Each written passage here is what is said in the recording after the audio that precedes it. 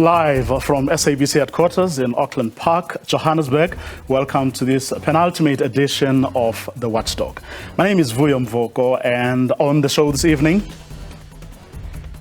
Shut up! Shut up! Shut up!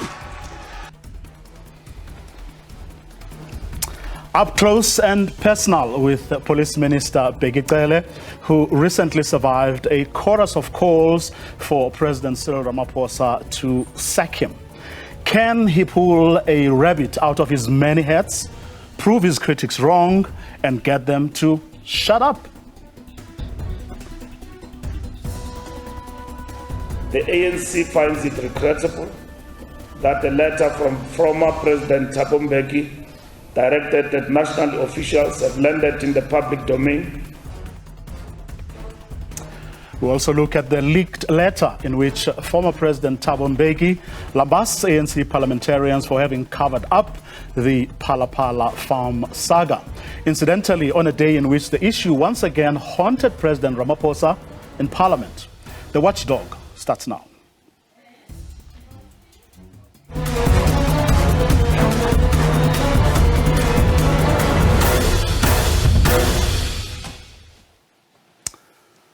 Early this year, as President Cyril Ramaphosa was mulling his cabinet reshuffle, calls for the sacking of the police minister reached fever pitch. By keeping him in the position, the president has clearly shown his confidence in him, thus giving him an opportunity to silence his critics. But what rabbit can he still pull out of his hat to solve the country's crime problem? You can join the conversation by tweeting us at Vuyo_Mvoko and at the Watchdog SABC. Good evening, Minister. Thanks very much for your time. Thanks for inviting me. Well, let's start with this. Your love for the hats. Where does that come from?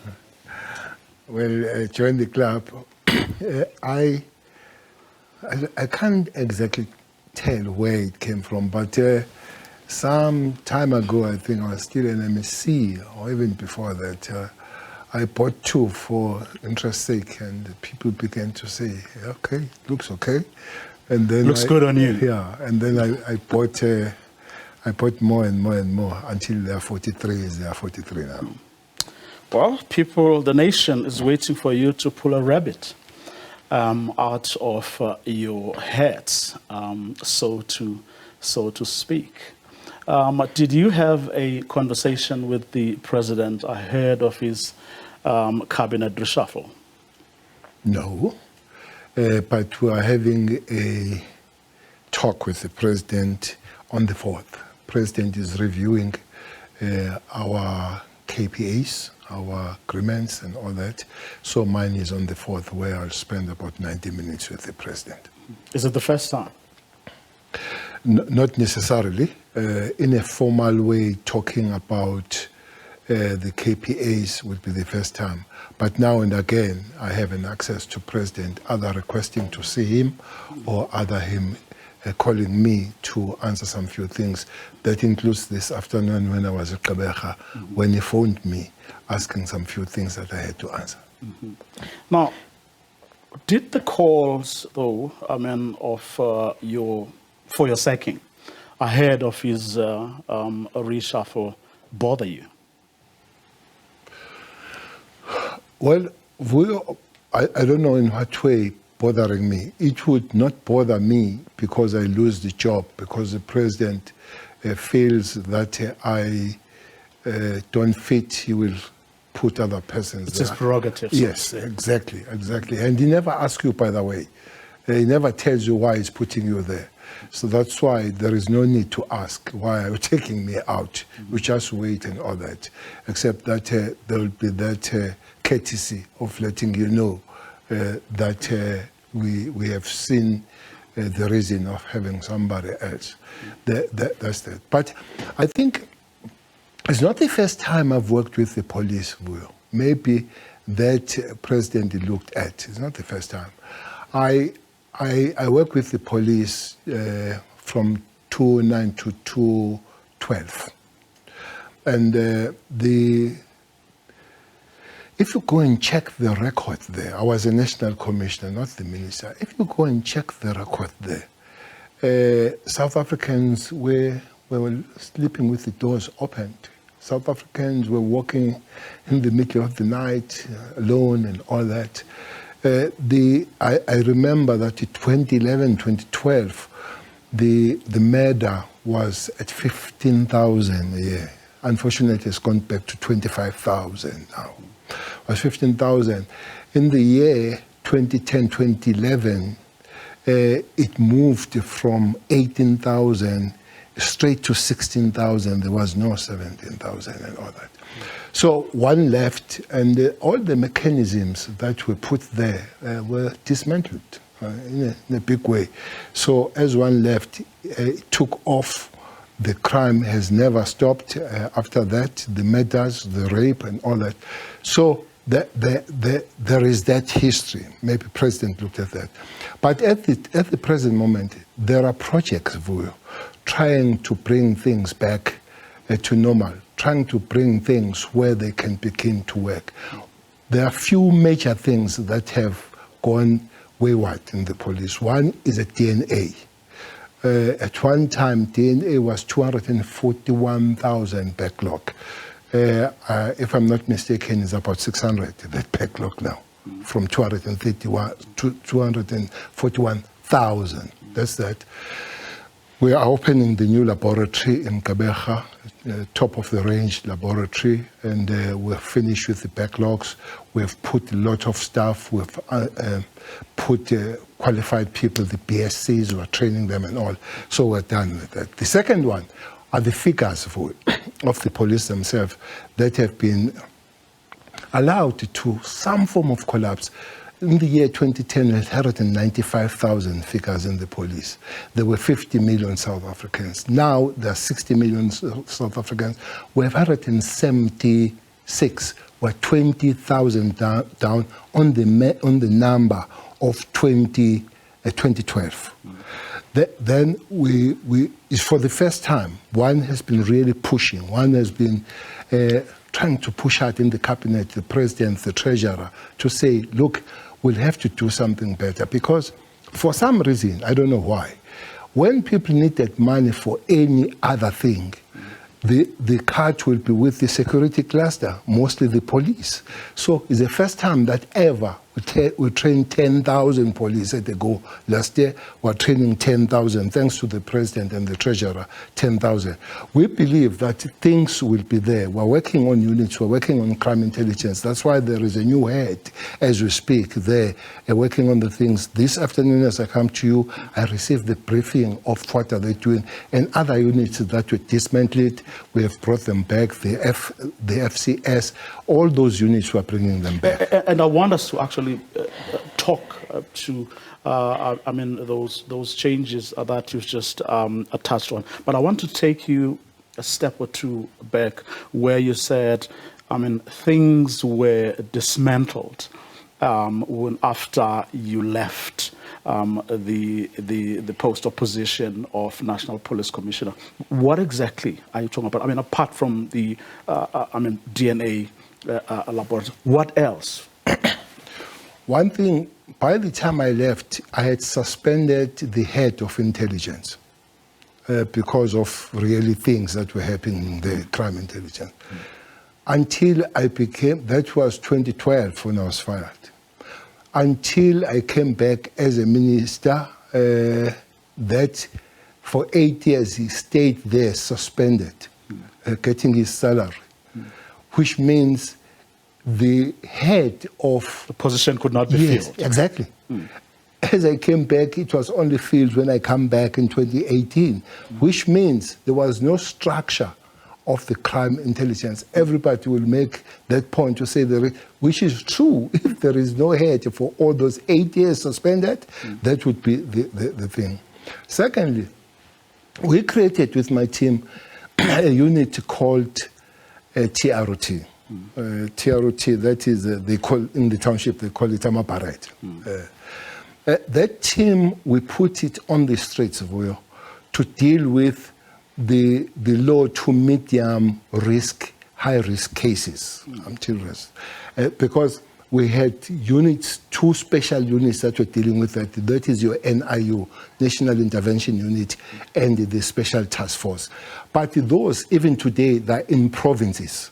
They are not at the station level. When we created that team, we said it will work as we had clusters at the time. Clusters were between 5 and 7 stations. We said every station will have to have about 10 of those guys, trained TRT as you would see them, and then they will converge if there is a high risk thing like cash heist and all that.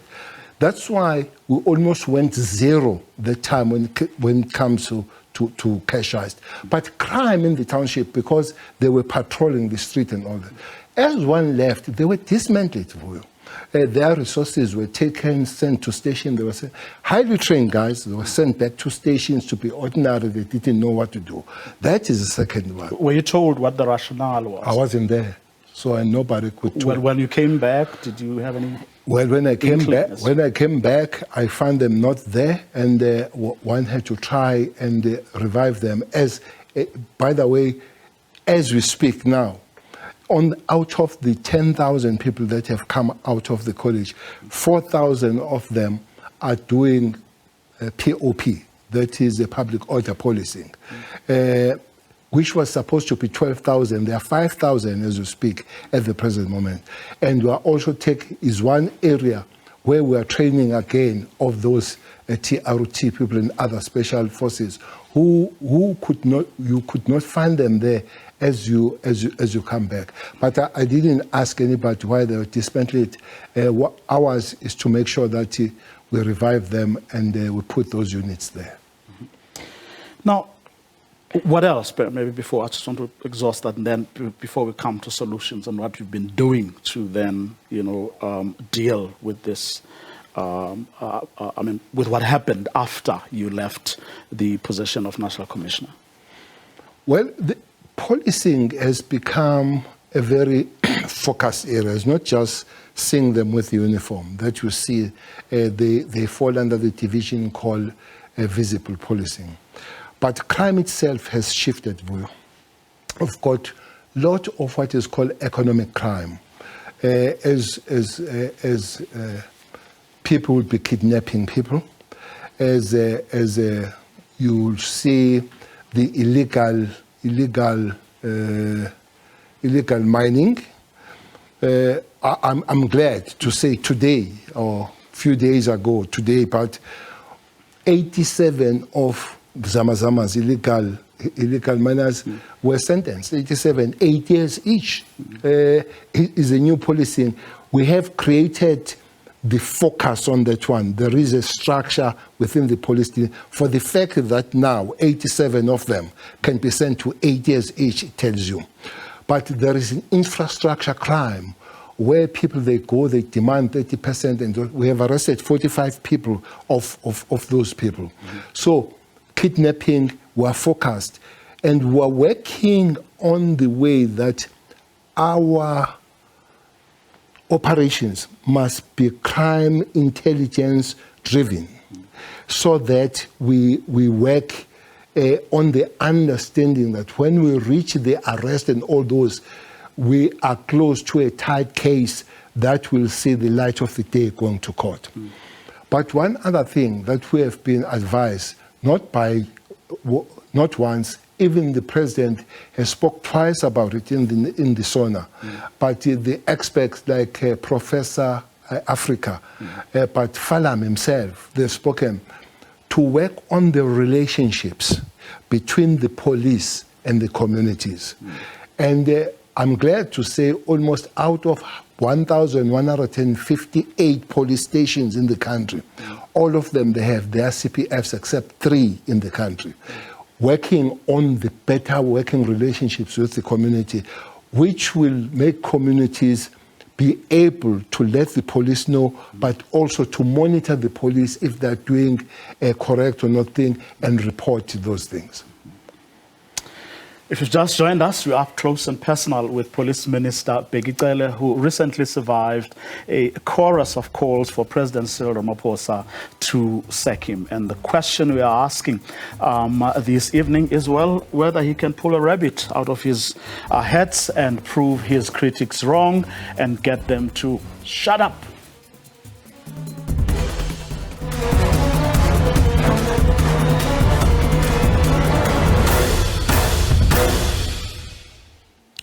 Welcome back, and if you've just joined us, we're in conversation with Police Minister Bheki Cele. Minister, now, I want to go back to when you said that, you were involved, obviously, it's public knowledge. You were the National Police Commissioner at some point, and you were saying earlier that a lot of things that you had put in place were dismantled after you left, and you did tell us what some of those were.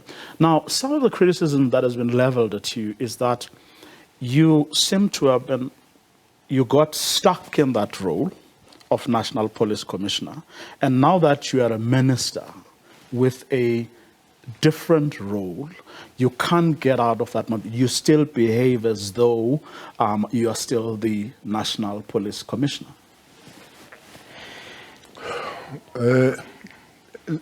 Let me come to that question with this direction.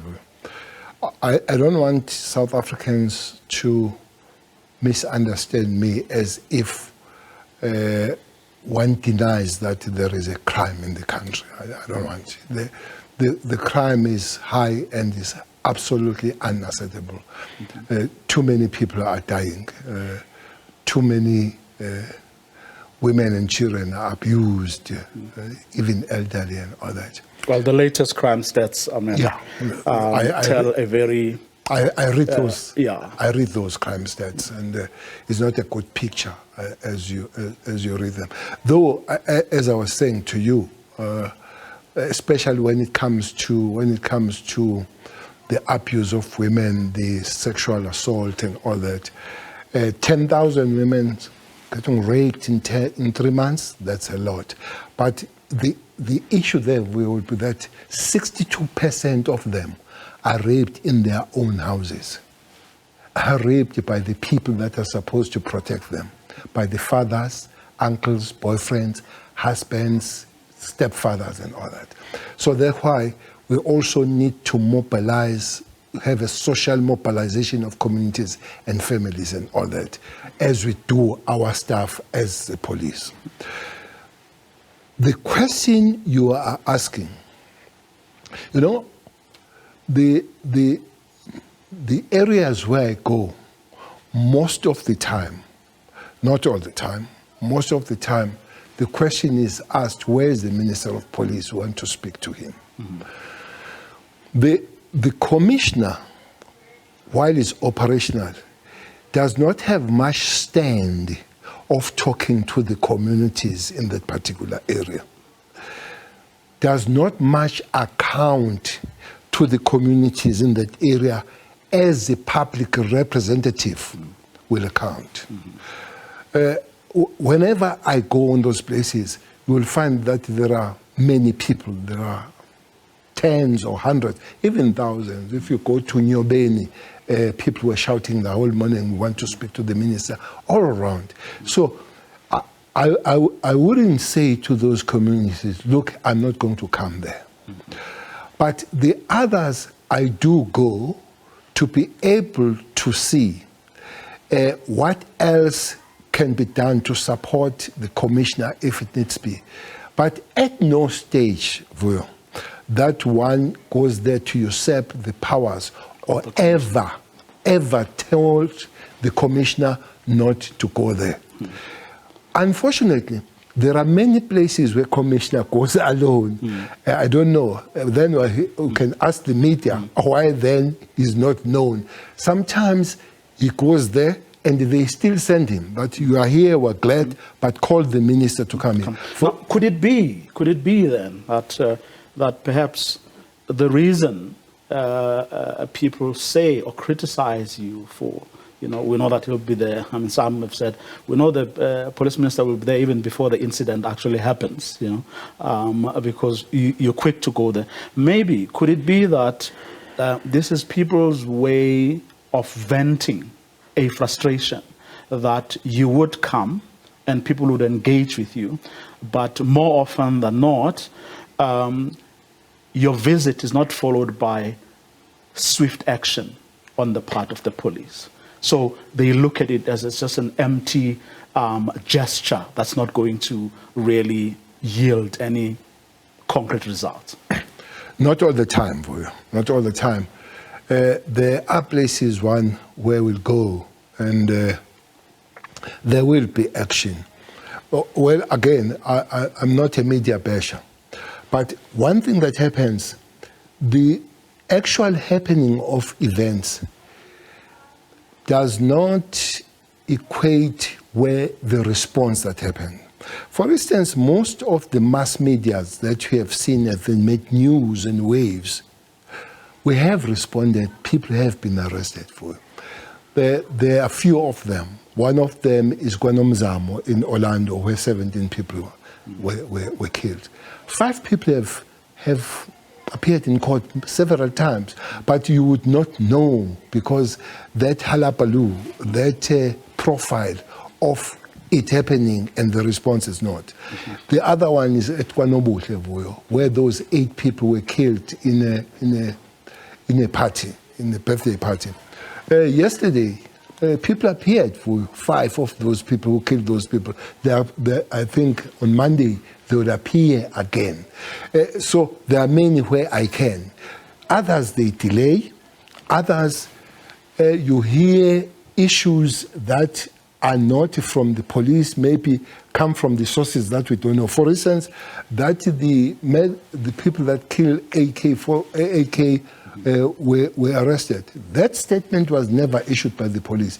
Instead, the police provincial commissioner issued the statement to say, we have not arrested those people. What has happened, we have found the car that was a getaway car. We are having the phones that were downloading and all those kinds of things. That investigation is going on. But for some reason, it has been on the media to say yes. And then if you say it has not happened, it looks like then now you are running of giving the actual story of the police, what has happened. So indeed, there will be areas, there will be times where is not that quick to respond. There will be times where is quick to respond. But there will be times, many times that help, because one other thing when you go there, people they phone, they give you the better information and you pass information and all that kind of happen. I must declare and say here, the time will never come, Vuyo, where one will not go to communities to account. Because I'm a public representative. Mm-hmm. When I'm called, even when I see that is necessary to go there, that will happen. And but I'll also stay away on the lane of the National Commissioner to allow him and his management to do his work. Now, people say that, in order for police to succeed, more people, this will be a fact. In order for police to succeed, they need you to go and fight for them where it matters. Presumably that would be in cabinet. In other words, where in a situation like you described, that whenever there was a need to cut the Justice and Crime Prevention cluster would be the go-to or the first go-to area. So I guess some of the criticism stems from that, in that perhaps instead of spending a lot of time out there, which you've explained as to why, you are doing that, perhaps you should be doing as much within cabinet, in your conversations with the president, to fight for the police to get the resources that they need, or the best resources that they can get? In other words, you need to slug it out with an inokodongwan. You need to, slug it out. I mean, together, of course, with your other colleagues who are in the Justice and Crime Prevention cluster. But by the way, this minister we're talking about is one good minister when it comes to police issues. Really bravo to Minister Kodongwan. He's one person that has seen. So he's in your corner, so to speak. There's no doubt about it. At one time, I even requested, I'm not going to say which minister, I even requested that the police at a certain level, from 12 down, at least if they can't pay the tax, because their salary is bad, no doubt about it. Few days, I think a week or two, we have managed to do something that for 10 years has not happened. There is something called danger allowance for the police. It has been 400 for almost last 10 years. It's one thing that one has put on the table. We have spoken with the union. They do put pressure. We do talk. We have moved that from 400 to 700. Back paid from April last year. But one thing that we have agreed upon with the unions and the management is that never again that we stay 10 years. At least every year it must be negotiated so that we don't stay another 10 years with this 700. Those are the things you talk about.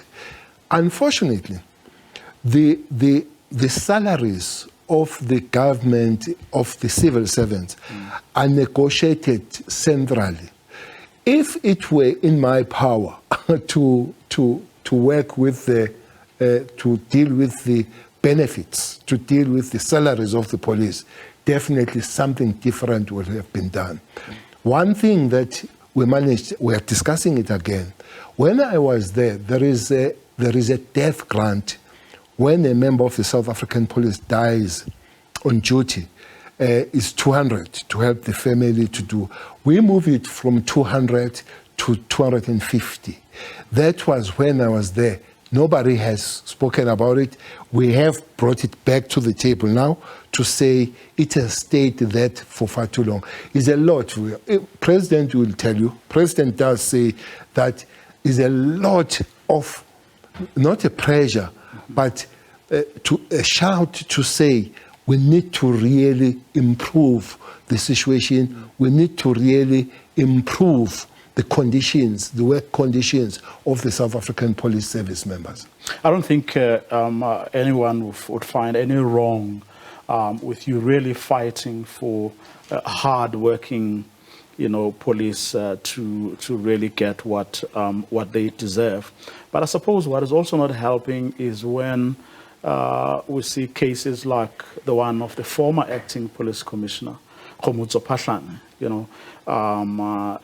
now being embroiled in the kinds of things that him and some other top cops get involved in. What is being done? Perhaps an appraisal of where such cases are, how many you're dealing with, give or take, and what you have done to really ensure that such people, in other words, the system finds a way of speeding corrupt or negligent or lazy police, especially the top brass, on whom you depend to inspire others to actually do their work. This environment, policing, is one of the highly regulated environment, highly regulated, in such a way that internally we have what is called ACU, Anti-Corruption Unit, within the police themselves. But you know that there is an IPIT, independent investigating. But there are other bodies. Human rights is quite having a very focus on the police. But police themselves arrest police, highly regulated.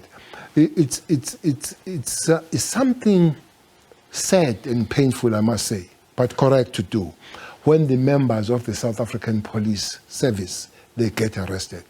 It always gives you sadness, gives you, you feel heartbroken.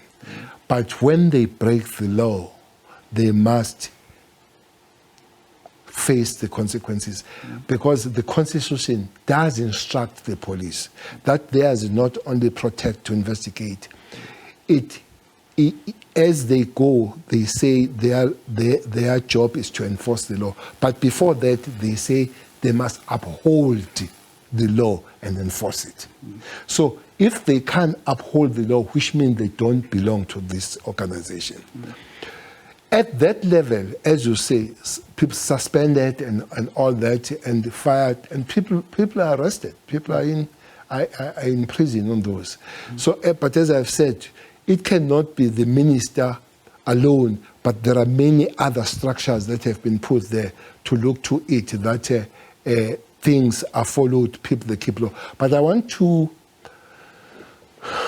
say, many members of the South African Police Service are good men and women who do their job, who protect, who go out there and do what they're supposed to do. Maybe that's why that prisons, which is called correctional centers, are 40% overpopulated. That is why that there are almost 15,000 people that are doing life in South Africa. For you to do life, it means somebody must arrest you, properly investigate you, for the judge and the magistrate to do life. So there are. I always fight. When people say some of your police are corrupt, I take that point. But when say people police are corrupt, I don't take that point, because there are many women and men in blue who are doing a good job out there. And without taking away from their good work, we also have the fact that, which is that crime is still very, very high. These things are coexisting. This is the point I'm making. And yeah. Well, again, I don't want to pass any bucket here. Last year, the Cabinet of the Republic of South Africa under President Ramaphosa passed a document that was developed by the police. It's called Integrated Crime and Violent Strategy to fight the strategy of crime, to use that strategy of integrated strategy to fight crime. That strategy say fighting crime is for the government rather than one department. In many ways, you see, as the police, we suffer from something called environmental design. I've been in these places. I've been in Diepsloot. I've been in places like Khayelitsha. I've been in Khayelitsha. There is a place called COVID-19. The other one is called sanitizer. The other one is called lockdown. I've been in those places. You can imagine when did those places come up? They come up without any form of infrastructure, any form of road, any form of lighting. So I go with the police. I walk with them in the middle of the night, early hours. You go to Diepsloot. There is a place there called Extension 1. You can't see a person that you are walking with unless you touch that person. That's how dark it is. But is there a correlation? In other words, are these the places that end up becoming hotspots?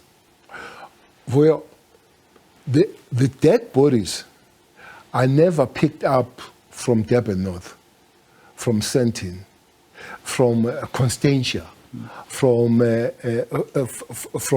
those North Cliff, are picked up from Nanda, from Umlas, even those places, not exactly the formal places. It does. Black people are not inherently violent, are not. But conditions that all of us, we must work on them, they put them there. For instance, when you go to these big cities, Cape Town, I'll make an example, is one city that is the best when it comes to CCTV systems. But when you sit down and you are shown those CCTV systems, they are all green in these places I'm talking about, your contentious, and they are all red in the places called like Khayelitsha, Delft and all, because they are not there. And even the conditions, the roads, there are no roads to drive, there are no houses, there are no house numbers. When you are in the middle of COVID-19 place and you need to phone for the police, they are not going to be able to reach, to start with, they are not going to be able to drive there because they'll have to walk, they'll have to find the place where there is no street light, where there is no street, where there is no street number. So environmental design is one thing that will take us forward. The second one... But are these conversations taking place at cabinet level? That's why there is a document. The conditions under which these communities live is breeding ground for the graveyards where people's dead bodies get dumped. That's why there is a document that has been adopted by the Cabinet of the Republic of South Africa to say everybody must look at his or her portion. One portion that you need to look at is an early intervention. You see, I go to Hanover Park, it's on Tuesday, I have a meeting with parents there. But there are more kids, it's Tuesday, schools are open, there are more kids in the meeting than the parents. And those are breeding grounds for gangsters if they don't go to school. So the kids that we get using Yawup and all that kind of thing, we can't send them to prison, which means social development and education, they must play their role to keep those kids where they're supposed to be kept. So there are 6 pillars. There are 6 pillars of that integrated approach that every department must do its portion going forward. That's a discussion that has been won for the fact that that department belongs to the government rather than the department. Okay, let's park that in the interest of time, because we're not going to have time to get into that and talk about the other, say, 5 ministries or departments' role or their respective roles in what then needs to happen next. But we've spoken about what happens at cabinet, your role, and why we keep on seeing you whenever these incidents happen. But we've also spoken about some of the problems of the police and how the things that are relevant to them actually doing their job. But what I would also want to like to know from you is whether we know, in other words, in order for the police to be proactive and to preempt some of those things and do something about them, some of them, before they even happen, the police need to know what where the problems are and how they manifest themselves. Who are the people behind those things? I mean, there's been a lot of emphasis from the president and everyone else about intelligence-driven operations, right? And so, one, crime intelligence. It's been a big weakness. But you were saying earlier that you've since, an appointment has been made, which wasn't made in about 10 years. The person who was supposed to have been gone, stayed on for 8 more years. Those are, suspended, but still earning a salary. Now, you reverse that. You've made the appointments. But are you seeing results? In other words, is crime intelligence in shape now? And have they even begun doing what is expected of them? It's not there, boy. It's not there. we have shifted from point A, but we're in the middle towards where we're supposed to go. I don't know if you have seen what is on the news, that Cele has made a request of a bigger capacity of working on things, of monitoring and oversight in terms of criminal issues. There is a law of war. It's a funny law. That law says for the police crime intelligence to buy and utilize a certain equipment, Minister of Police must go to the Minister of Justice to ask the permission. Maybe that is correct, so that we are monitored as the police and we don't abuse that. But Minister of Justice must cell phones as well. Yeah, but Minister of Justice must go to Minister of Defense, must go to Minister of State Security, must go to Minister of Communication. And all of them must concur for the police to have that equipment. Well, you sit in one cabinet. Yes, yes. But the crux of the matter, other ministers will ask that question, will ask, at that time, you need that equipment of doing that kind of work. I'm not going to go deep. But then what's the point of having a cabinet if, you can't discuss these issues and with speed? Well, we do discuss them, but other things that we've agreed is that we need to align the laws. Laws don't need to be really so on the way of doing the work. Definitely, we must not be given any form of a leeway of doing naughty things as a police, but at the same time, it should be not on the way and all that. But then it probably suggests that you need to build that kind of agility within your departments. In other words, by now, 28 years into democracy, we should have found ways of fast-tracking that. I mean, this has been a complaint for years, that, the mills of, tend to grind very, very slowly. But 28 years on, we can't be complaining about the same problem. We should have found ways of fast-tracking things. I don't want to say things about people that would not answer for themselves. But at the present moment, this agility you're talking about is working under the present cluster of police. Unfortunately, this very agile cluster came after the year 21 in July. So it's quite agile. Those things that you all sit there, we sit there, and one can see things progressing and all that. Maybe that's why things are happening much faster and much better. The coordination and cooperation is much better in the cluster as we speak. Now, while we're still delaying or dilly-dallying around issues that perhaps should have been sorted out or resolved a long time ago, there's new phenomena that's come on that's contributing significantly to the high levels of crime. There is this Izinkabi phenomenon, for example. Hitmen for hire. The issue of political killings also continues, and the allegations that, or the suspicion is that Izinkabi are involved there as well. Have the police been able to put a finger on this phenomenon? What's driving it? Modus operandi, and the like. Well, Izinkabi issue is an international phenomenon. The hit squads and all that will fund them internationally. But it wasn't as rife, or certainly from what we know. Well, was not that rife, but I'm sure it grows with the economic demands, because it's quite economical for Izinkabi to do it.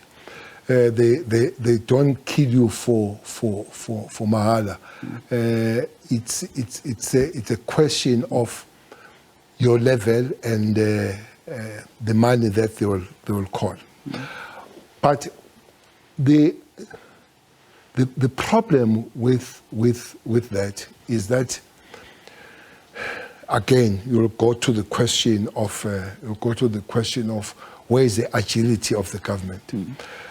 Sometimes you think you have arrested them and they get bail themselves, which is another segment of governance and the cluster that you spoke about. But from the side of the police, and indeed with the prosecution, when it comes to political killing, I'm sure in KZN, if you put your ear very closely, you haven't heard much about political killing of late. It's because we put a team there. When President went there in 2018, when councillors were killed almost every week, we put a team there. That team has arrested 336 in Zimbabwe. 336. 55 of them have been sentenced. 20 of them are doing life. Others, they are doing between 10 and 50 years and all that. But it's a phenomenon that they don't go for political killing. Some of them are arrested for cash heist, for ordinary murder employed by individuals, and some of them, they are in, as I've said, bank robbery, political killing. So as you begin to arrest them, you see this phenomenon of the highly organized crime going down. But it's a phenomenon that is there. Unfortunately, it's based on several things, including some industries like taxi industry, like cash heist, as I've said. And we are working, we are putting, or we have put the structures. Quite several of them have been arrested. As I've said, at KZN alone, we have arrested 336 of them. Minister, I believe we have quite a number of people wanting to engage in this conversation. We have quite a number of tweets I'm hoping that we'll be able to put up in a second. People watching this program. Kuliso Michael says, what is his plan with regard to cross-border crimes? Vehicles are being hijacked and smuggled to neighboring countries, Zim and Mosa, like tomatoes. Can't our country enter into some sort of agreement for the receiving country to return all smuggled items? A quick response. I know for a fact that there's the border patrol agency that's coming into effect tomorrow or the day after, on the 1st. But they are already on the field. They have started working. They're becoming an independent kind of entity out of the Department of Home Affairs. But also, the borderline is not for the police; it's for the army. To work on that. But specifically on this, I've spent some times and days in Gwamhlabi-Alengana, where this thing is very rife, working with the communities. But 2 weeks ago, I was in Lesotho with the Minister of Police. 3 weeks ago, I met the Minister of Police in Mozambique. We are trying to work on these matters. I'm not going to expose our discussion on those things, so that we're able something is happening. Yes, as I've said, that I've met with the ministers, especially Mozambique and Lesotho. Tigers says, please ask Bheki Cele why the murderers of Senzo Meyiwa and AKA are not yet in jail. Why they don't deport illegal immigrants that are in South Africa, more especially the ones that committed heinous crimes in South Africa, which includes killing, rape, etc. Well, I don't know why community and the country does not follow the case Kasenzo, because the people that are in prison for 2 years, are on trial for 2 years, they don't get bail and all.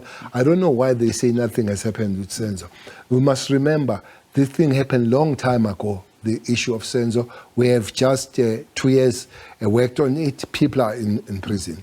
AKA, as I've said, AKA, there was this thing that people have been arrested. From the side of the South African police, we have never said so. But we are investigating. I have said that, fortunately, we have found the car, positively identified the car that was a getaway car of the killers. We are working on things like download of the cells. We've collected a lot of them. We agree that it has not gone too fast, but we are definitely on the right direction. Please ask Minister, if they manage to mobilize resources for the EFF shutdown, why can't they do the same the entire year? There is a show called Skutola, which busts drug runners, and SA Police Service failed to nail them and the NPA to convict. Is our police officers so weak? The question of mobilize. By the way, it was not for the first time that that mobilization had happened.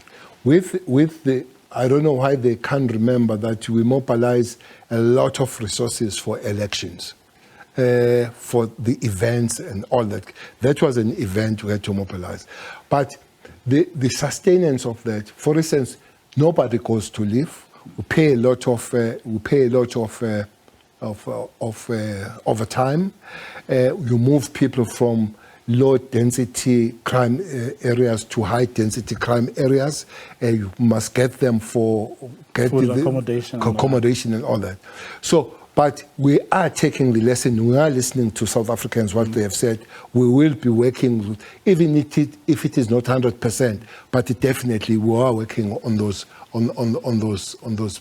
plans. Okay, Minister Bheki Cele should just reinforce his department. Police are no longer doing their job to protect the people of South Africa, and they are just to receive bribes and other stuff. Quick comment? Many of police are doing their good job, and there are those few of them which are dirty, and we need to deal with those. Mm-hmm. Minister Bheki, okay, let's see first we can get a few more up. Speaking of agility, Minister, it doesn't look like we as agile as we should be as well. Well, okay, this is the same tweet that has been there for a while. Maybe let me sneak in the Gqeberha massacre, since you've just come back from that area. Progress around that particular case? Much progress, Vuyo. There were 3 killings there. Where 6 people were killed some time ago. There are 3 people arrested for that. But the main one has been this one where people were killed during the party time, where they were partying. 8 people. 5 people appeared in court yesterday. They're appearing in court again on Monday. So there's been a progress there. Dongan says, we love Minister Cele for dealing with killings of innocent people. I think it meant a buy. No, Pichi. It's a Pichi also. Yeah, it's a Pichi, it's correct. Oh, yeah, it's correct, Pichi. There were those 7 people that were brutally killed, Pichi. Those 5 people were arrested in a bush there, they're in court. But there was also killed a killer in Kunu, where 7 young people were killed. Those people have been found. We've arrested 3 people there, together with the gun that has been linked in those killings. So, as I've said, there are responses to these things. Unfortunately, they're not highlighted as the origin events of killing and all that happens. The near South community in Durban, Toti areas, Gwamakuta, etc., terrorized by one family demanding protection fee on all spazas and even informal lodge. Imikasho, where is Bheki Cele? Well, that's a case of that individual. I don't know if it has been reported in the police. If it is reported in the police, I would like to hear from them, so that police must do their work. You can't have one family terrorizing the community. Those people will have to be arrested. Minister, let me thank you very much for your time. Really appreciate it. Thank you very much. Best of luck. Thanks for the invite. May you do South Africans proud. I'll put the full shoulder on the wheel. That's our show for tonight. Do join us again tomorrow evening, same time. Have a good night.